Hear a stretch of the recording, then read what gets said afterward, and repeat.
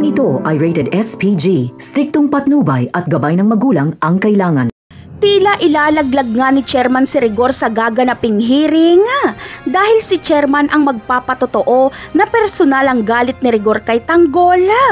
Ayon kay Chairman ay madalas daw umanong bugbugin ni Rigor si Tanggol at may pagkakataon pa nga daw na pinagbabaril ni Rigor sila Tanggol kahit nag-iinuman lang at wala namang ginagawang krimen.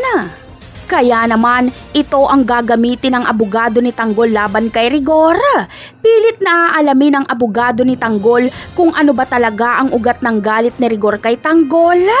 Sasabihin naman ni Rigor na kaya siya galit kay Tanggol dahil ugaling demonyo ito. Hindi kayang aminin ni Rigor na hindi niya anak si Tanggol at anak ito ng isang kriminal. Ganun pa man ay lalabas pa rin sa hearing na ito na personal nga ang galit ni Rigor kay Tanggol. Kaya mapapawalang sala si Tanggol dahil ibabaliwala ang kasong isinampa nila Rigor dito. Mawawala ng kaso si Tanggol dahil hindi naman nagsampa ng kaso ang Red Phoenix noong ninakawan nila ito. Kaya sa unang pagkakataon ay makakaranas si Rigor ng unang pagkatalo kay Tanggol. Talo siya sa kaso na ito. Galit na galit si Rigor dahil sa kabila ng kagustuhan niyang mabulok si Tanggol sa kulungan ay makakalaya pa ito. Ganun pa man ay babalaan ni Rigor si Tanggol na kapag nasa labas na ito ay wag itong magpapakita sa kanya dahil baka mapatay niya ito.